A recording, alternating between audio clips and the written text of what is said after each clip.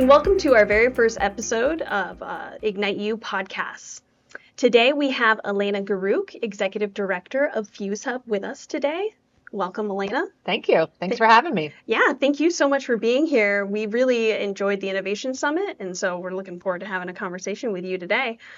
I'm sure you're recovering quite well. Yes, it was a good event, a lot of people, and I am recovered. It took me a couple days, but here I am. I mean, it always takes a couple days after a big event like that. Right. And I mean, that's the biggest innovation summit that we have in New York State, and over 500 people, in there. That's a lot of work to do for you and your team. It was a lot. We actually got to 600 this year. So people who actually registered, people come and go. There's a flow. Right. You're in downtown Syracuse, so you have people stop in for a minute. But I think it was actually one of our largest registered events we've had for the summit in a long time. So a little bit of a record we broke. So I was happy about that. Congratulations. That's really exciting. Thank you. I mean, it really is, because when you think about it, these summits, these innovation summits, you started this one in 2019. I did. And so for me personally, looking at it now that you're still continuing and you also grew this year in 2024 says a lot to me personally. Yeah. Because the innovation world is going through a lot of changes right now. So that's really exciting to hear that kind of growth. Yes. And I think it's good too that we moved the event around the state so we could kind of get a look and a feel of each innovation ecosystem within in their own region. Yeah. So next year we'll be in Rochester. The dynamics will be a little bit different. I haven't booked 2026 yet, but I'll be working on that. Buffalo to back to Syracuse. We've done Saratoga, Albany, and eventually we'll try to get downstate. I'm sure the people downstate are very excited for when that will come. Yes. I didn't say how far downstate, but we'll try to get as far as we can. You got to see, we got to look at the cost. I mean, especially for an event that size, Yeah. It's going to be very pricey for sure. So I understand. And now you're growing even more, and Yes. you could grow within next year as well. Yeah, we have a lot of, we just debriefed and the team.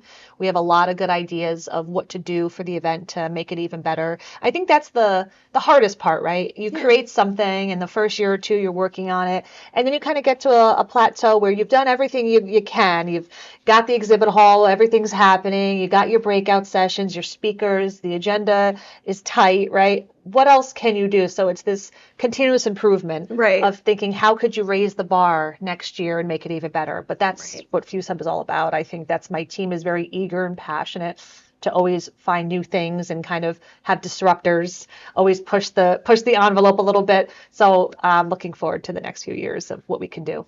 Definitely. FuzeHub is definitely one that pushes boundaries, and I think that's very exciting about what FuzeHub brings to the New York State ecosystem. So can you tell me then, now that we're breaking into FuzeHub a little bit and getting into that, what led you down this path, to being the executive director at FuzeHub? Yeah, so it's I'll make the story short, but it's not the job I wanted. I never applied for it. I just kind of got into this position somehow. I graduated from the College of St. Rose, and I was working in restaurants. Most college kids do, which, by the way, is a very good setting for a lot of this work. If you could work in hospitality and manage all those daily, minute by minute needs, it really preps you for some of this work. And I went to see Fusco Personnel, Patty Fusco, shout out to Fusco Personnel. And she placed me at the Center for Economic Growth in Albany. Worked there for a couple days. I was like, oh my God, I called my mother and I said, I don't understand this place. I don't understand economic development. There's so many acronyms. I got to get out of here, Mom. Please. So she just said, just stick with it. And so I was there for, I would say, what was I there for? 15 years. Stuck with it. I stuck with it. I started as the receptionist, and then I slowly started taking on more responsibility. And the team that was there is really what made me stay. We had such a great team that was so passionate about the capital region and economic development and all the exciting things that were happening. I mean, back then, they were just trying to attract these fabs. They weren't even here yet. And so I got to see the beginnings of all of that activity, and I got to fly to California to trade shows and tout all the stuff happening in the capital region. I was young, I was putting up banners and lugging stuff, but the experiences were life-changing. Yeah. And so slowly I started taking on more work at the organization, and I started to see that I had a knack for creating programs. It doesn't matter if it was in software, IT, or biotech. It's all about bringing people together, finding a need in that community, and creating a program around it and seeing it through. And so I worked there for several years, and then I was recruited by our state to work on a federal program. And so I kind of left my position at CEG, and then my colleague and I spun out a non-for-profit, which was FuzeHub, and she went into the private sector, and I was the only employee left. So the board said, we're too small to do a search. We only have a little bit of grant dollars. Stick with it. We'll find someone once you get your feet on the ground. And 10 years later, here I am. So that's kind of how the story went. So, to this day, I still wonder, am I the right fit? Was this for me? But I think it is.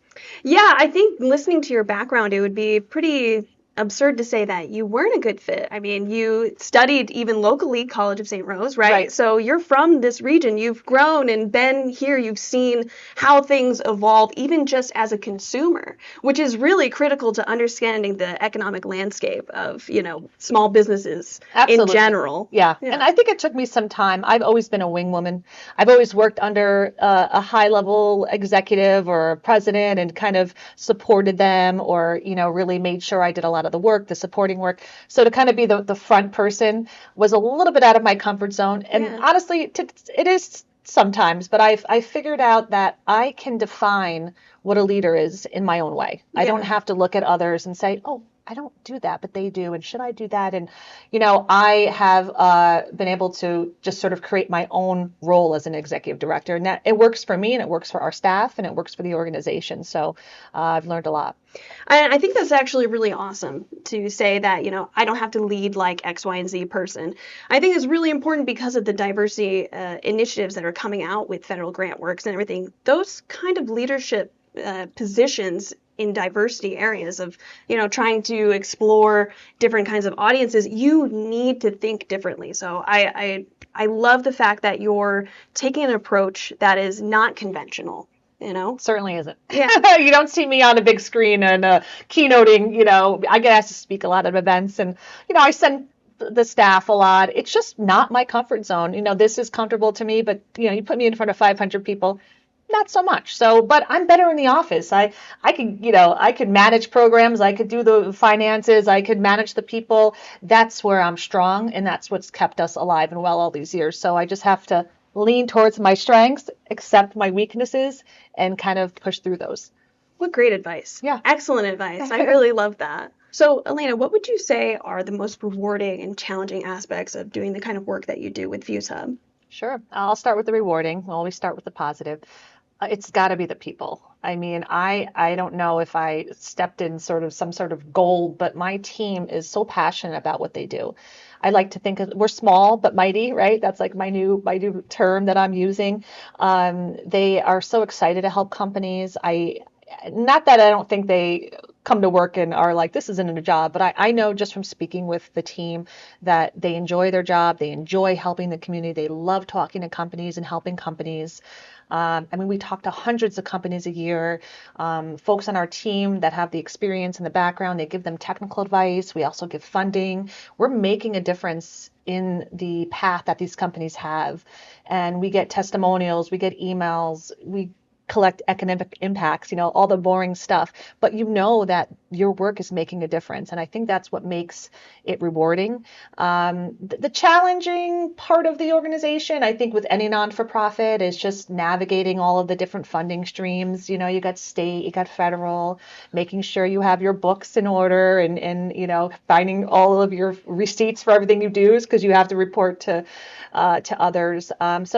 Just finding the different funding streams, understanding how secure they will be. Economic development, the work's never done. Yeah. It's not like you clock in, you clock out, and your work's done for the day.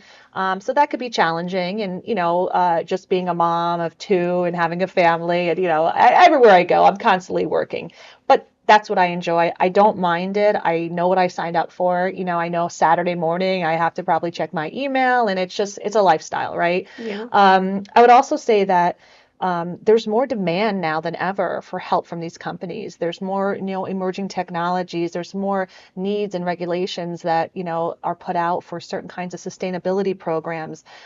Clean energy is very important. So these companies that are developing these technologies, there's more that we could fund and more that we can help, but the resources aren't always there. So it's just, having to turn companies away sometimes from a Jeff Lawrence Innovation Fund when they're great projects, but you kind of have to, pick a few. You can't pick everyone.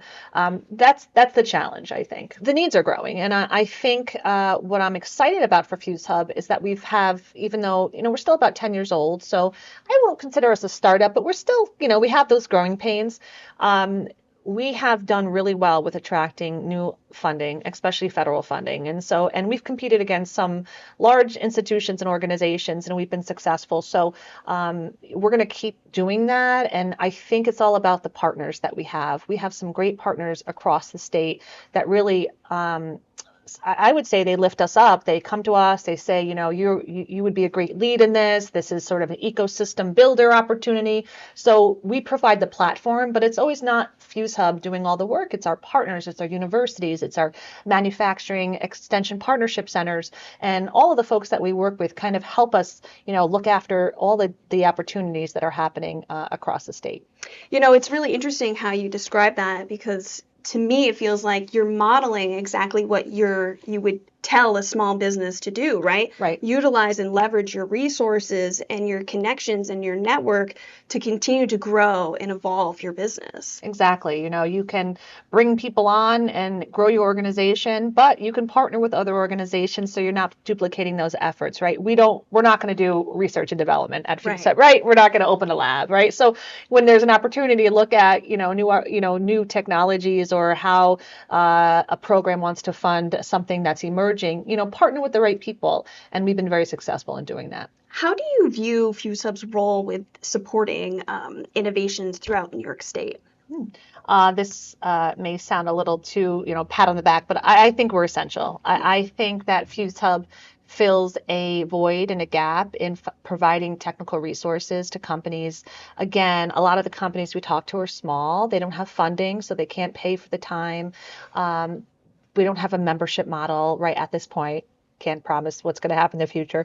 You don't have to be part of a cohort or any kind of group. You just come to our team and we'll try to point you in the right direction. We'll give you some technical assistance and we'll get those resources to you. So again, I think that's a gap in the innovation ecosystem. And there are organizations that do that, but again, that's our main program. We also provide funding, and we did a lot of research in order to figure out what type of funding to provide. There isn't a lot of money out there for directly that you can apply for these types of activities that we fund. So with support from Empire State Development and other partners, we're able to provide these grants and opportunities for companies to work with these resources to get to the next level in their commercialization or their product development. And that was sort of a gap that existed when we created the Jeff Lawrence Innovation Fund. So I think also, for those that don't know, FuzeHub is actually part of a state and national program. We're part of the Manufacturing Extension Partnership Program. There's one in every state in Puerto Rico, so there's 51 centers across the U.S. And in New York, we have 11 centers. FuzeHub is the statewide, and there's 10 regional centers. So our network is so strong. So if we don't know something to help one of the companies, we can tap our whole state network. And if that doesn't work, we go national, right? And so that has really put us in a position to help these companies, like we were talking about before, is if you're small, you don't have to be large, use your partners, use your network. And that's what FuzeHub's all about. Yeah, that's really wonderful too, because a lot of people probably come to you for manufacturing needs, trying to find a manufacturer that can make their piece or their product or whatever to actually get out there. So if you can't find a manufacturer in New York State that can do that, you can spread outwards. Right. But that still keeps that business within New York State. So it's still impacting the economic development of the state overall. So Absolutely. you're really a giant connector for those small businesses to stay elevated in New York State. Right, right. And I will say that, when we create these programs and roll that out, we're constantly looking, our team and myself, we're constantly looking each year at the success of them. What can we do different? What can we change? How could we go with, understanding what's happening in the future and what could we fund or what could we support? The Innovation Fund alone, we've funded almost $10 million in projects, right? Wow. We've collected from that investment over $190 million in economic impact. So we know that investment is making a difference in New York State. But again, it's all about continuous improvement. You want to keep changing. Tomorrow's technology could be something that is not here today. And so sort of being nimble and flexible in our approach and not just like looking down one tunnel, I think has been helpful for us. And we're able to do that with the support of our funders. Can you offer us some programs that you offer at FuzeHub for emerging businesses? Sure. Yeah. Yeah. I've talked about some of the programs just a little bit ago, but I see 4 or 5 main programs that FuzeHub offers. Obviously, the Jeff Lawrence Innovation Fund we just talked about. We give funding out almost over $1 million a year to New York State companies and resources to get their product to move forward. It's a little more complicated than that, but for today's conversation, that's what we're doing. We're helping companies, we're providing funding, we're getting it out there. And then we have our solutions program. That is sort of the technical matchmaking. So you come to our team, you ask a question, you'll speak with some folks that have some engineering background or some business background that understand and know how to navigate the state's resources and understand sort of the technology and manufacturing part of it. So you'll talk with that team, you'll get connected to the right resource. And again, we don't dive deep with those companies. We talk to over 200 a year. So, we can't go in and do a full assessment we'll do an assessment, but we can't go deep into their business. We learn enough to get them to the right person that we think would be that final solution. And so sometimes you do have to jump around a little bit, but the point is try to direct you to the right expert or the right piece of equipment or the right program or funding opportunity that you may need. And our team is well versed in that, and they do a lot of research throughout the year, visiting all the resources across the state, so they have a good understanding of that.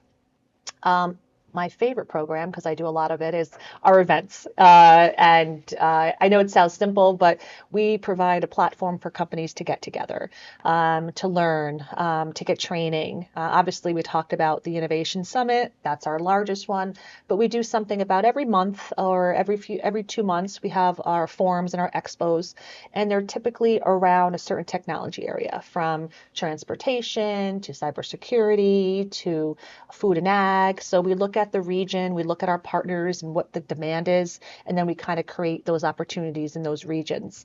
And that provides a way for companies to not only kind of get out there and meet resources or understand what's available for the state, but they get to meet each other. So we get a lot of B2B kind of connections that happen that we don't plan and we hear about later. So it's pretty exciting for us. And then we've been approached by companies and some partners to do some marketing for them because I think they see FuzeHub out there and we're pretty good brand ambassadors, I think. We have a lot of marketing expertise on our staff that is, my background alone is marketing, and I've been doing I just don't market a product, I market the state. And I've been doing that for so long, and a lot of people on our team have marketing expertise. So we've been doing a lot of marketing projects for companies, websites, one-pagers, some branding. So companies and even some universities have asked us to do. So that's a program we're slowly building out, and I think that will be more robust in the coming years. Yeah, that is a very important program for a lot of small businesses. I'm sure that is one that people will be reaching out to you for after they watch this podcast. And I think the good thing about our marketing services is you take the marketing expertise we have on our team and you combine that with the manufacturing and technology expertise that we have on our team. So you kind of have like the perfect combination for a company that's in that industry or that environment, because you're looking at both areas. And so then we also have special initiatives. So those are our programs that are, day in, day out.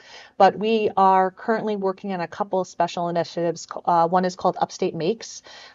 It's a advanced materials program for the microelectronics industry. So looking at newer alternative materials in microelectronics. And this is some funding we received from the National Science Foundation. And there's some additional opportunities coming. So we have partners all across upstate New York from all of the materials, advanced materials universities. Plus we have some large companies that have a stake in the program. And we're working to kind of continue to build out that consortium and that program. So. Wow, you have a plethora of wonderful opportunities that people should reach out to you guys and connect and build their networks through you guys. That was amazing. Those initiatives are really, really spectacular, especially because of Micron coming in and everything. So that makes a lot of sense with the diverse ideas of manufacturing metals. Is that what it Materials. is? Materials. Yes. Sorry, yeah, my apologies. That's okay. Yeah, I think with the CHIPS and Science Act, there's been so much investment and directly to the large companies, which is great, but there's been a lot of economic development funding, and we've been a recipient of some of that. We also have funding from the Department of Defense for something similar in microelectronics. So a lot of microelectronics funding and those wraparound services are needed. And FuzeHub's involved in many of those opportunities, as well as our manufacturing attention partnership centers, our regional centers.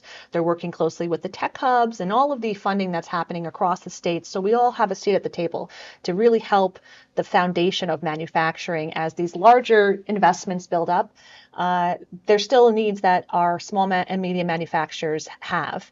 And the MEP network, the New York MEP, is able to support those programs and support those manufacturers with their day-to-day needs from, looking at new technologies, modernizing their equipment, looking at their facility layout, traditional lean and ISO and cybersecurity services. Those are still things that our companies in New York State need, and that is the network to go to. Absolutely. And there's a federal initiative, too, to bring a lot of manufacturing back on our home turf as well, especially within the energy sector. So This is really great that you guys are capitalizing on this opportunity right now. Yeah, we raise our hand for everything. I rarely say no. I might have to get better at that, but one of my problems. Given FuzeHub's partnership with government organizations and agencies, how do you see this collaboration between the private sector, academia, and government driving economic growth in New York State?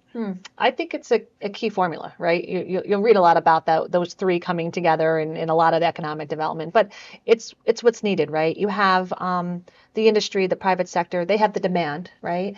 It's all about use-inspired research. You don't want to kind of create these programs or look at developing new technologies if there's not a demand for it. So the private sector, the companies, they have the demand. The academia have the demand. The academia, the universities, they could do the research and development to support that demand, to support the new technologies or emerging technologies and trends.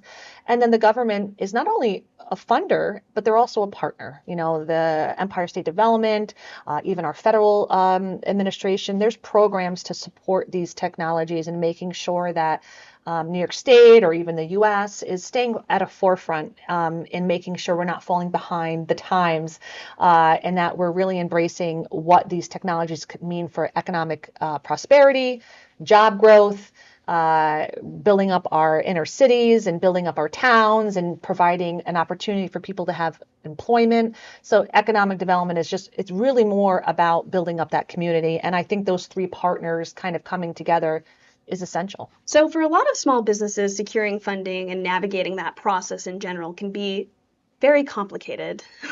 So how does FuzeHub help businesses, overcome these barriers and challenges in getting funding? Sure.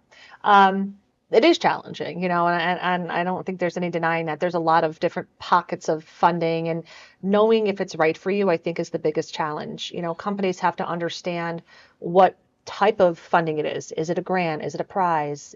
Is there equity involved? So there is some understanding of how grants work and how funding work. Is there a cost commitment? Is there a match? How does the money flow? Is it reimbursable? Do you get an advance? Those are all things that we've learned for our own funding. And so I think companies, before you start going out looking for funding, you have to know what to expect. There's a lot of paperwork involved.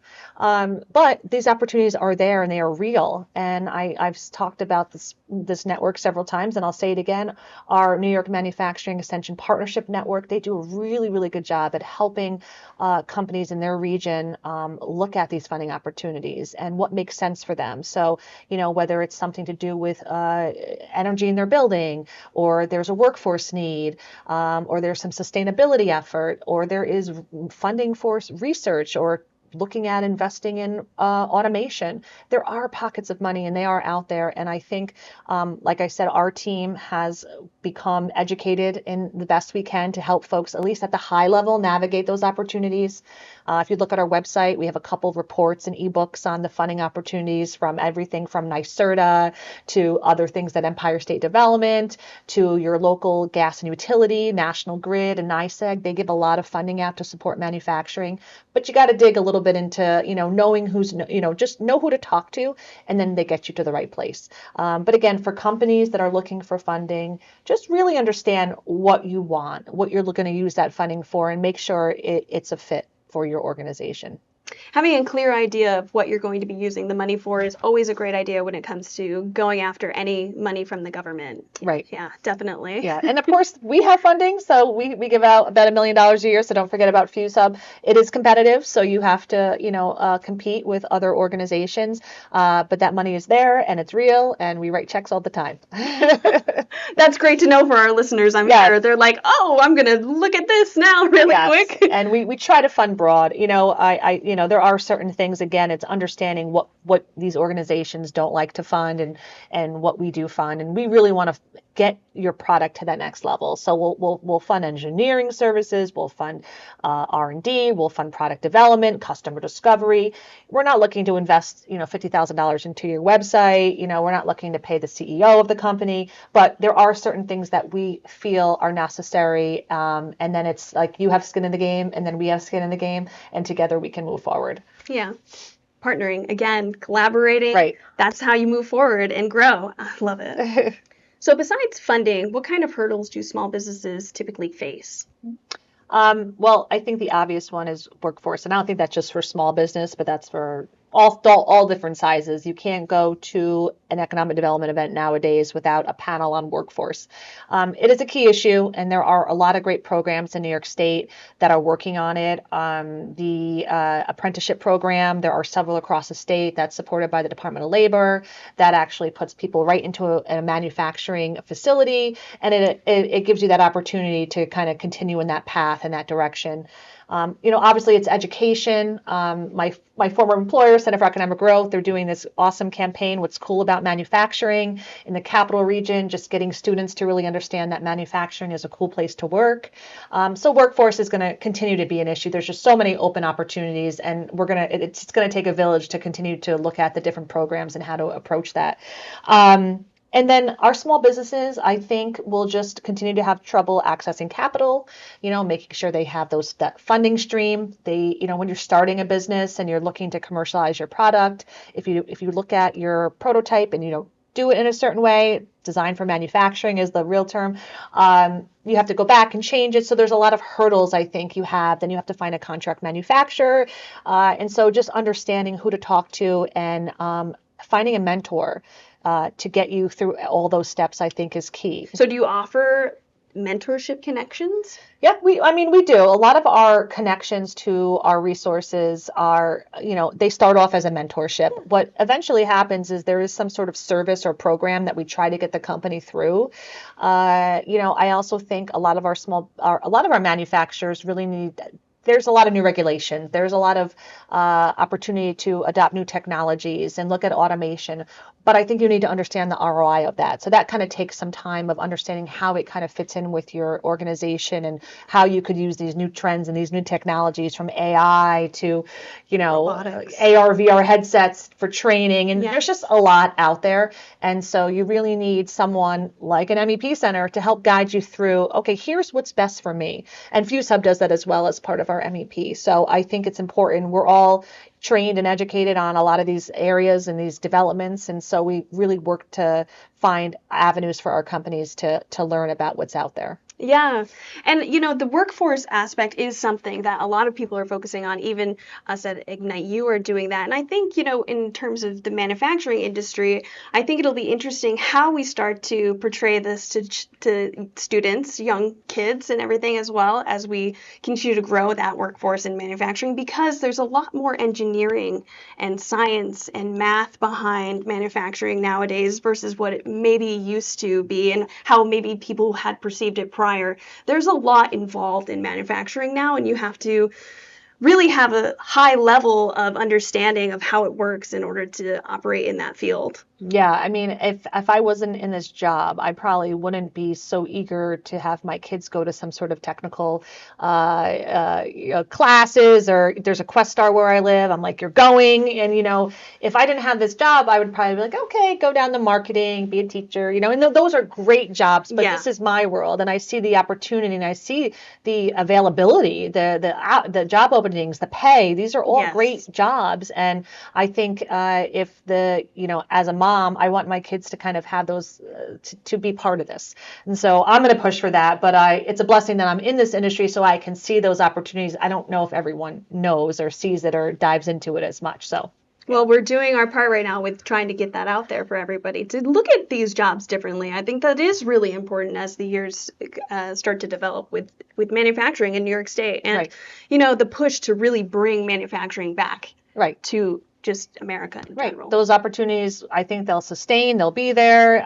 There's job security. Of course, I know people are going to jump around in different industries, but I think manufacturing is key. The administration wants to bring it back. It's a bipartisan thing. So again, it's a great industry to be in. It's exciting. There's a lot of opportunity. There's a lot of high tech stuff happening. It's people think manufacturing, they're going to come home with like their jeans all black and fingers. It's not like that really. And I mean, maybe some places, but the places I'm visiting, it's very high tech, clean manufacturing floors. And there's just a lot of excitement and a lot of creativity, I think, that you could bring into that role. Yeah, you have to have a really strong technical prowess in order to operate in those kinds of facilities nowadays, because there's a lot of robotics, there's a lot of machine learning that's happening within those environments nowadays in order to continue to grow and make it more efficient and faster. So, Elena, what is FuzeHub's vision for the innovation ecosystem in New York State?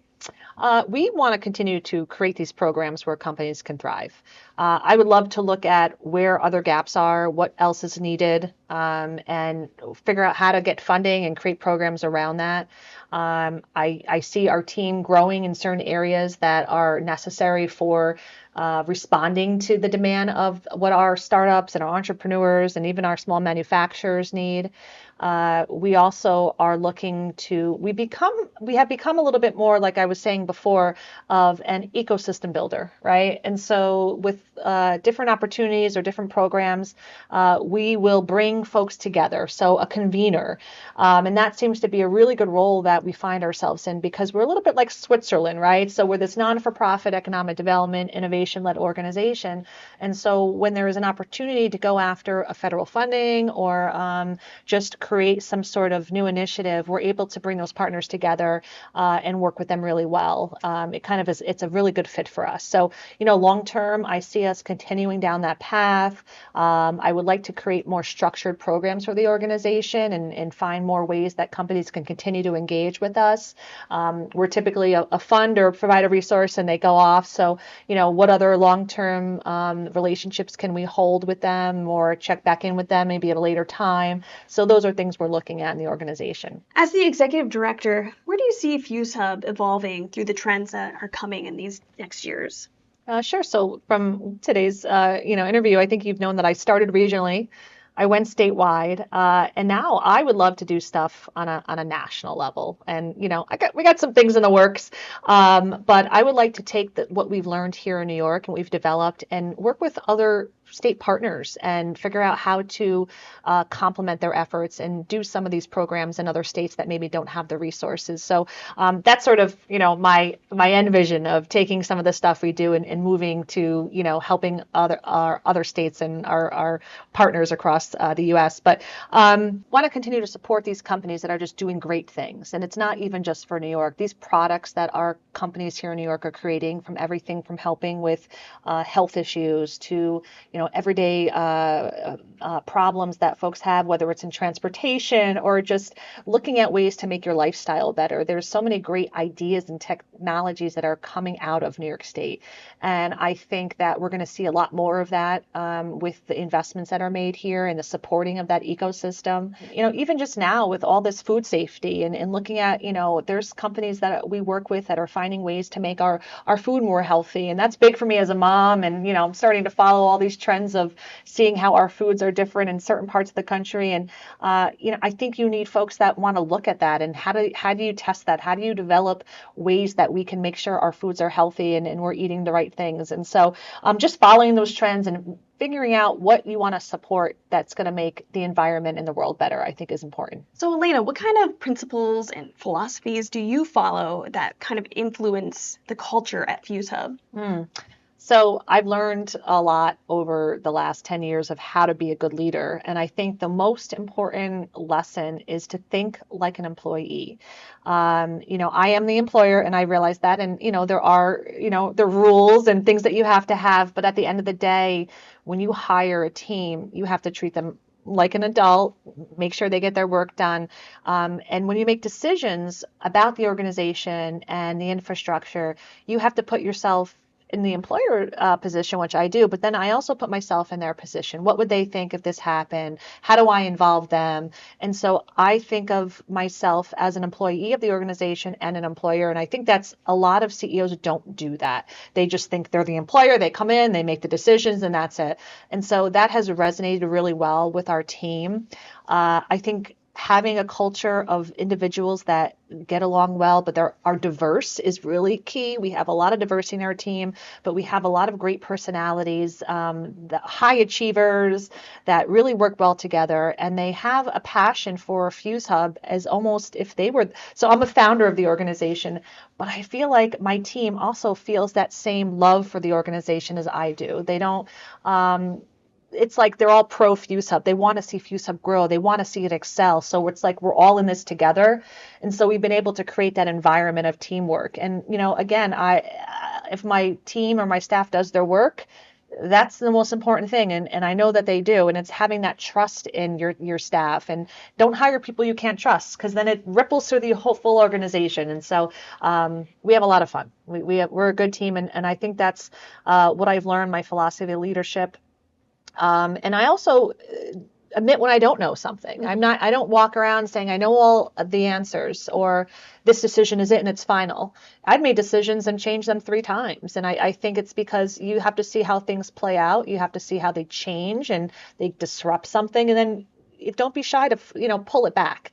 Yeah. And I would say that, changing a decision because you've learned new information doesn't make you a bad leader. I would say that's a good leader move in my personal opinion, right? If you're getting new information, you got to adjust. You can't just be like, well, I'm going to ignore that now. Right. Exactly. So that's amazing. That's really great. You got to be adaptable and on your toes. Yeah, and you have to give your team the ability to make decisions. Yeah. At all levels. Whether they're entry level, junior, senior.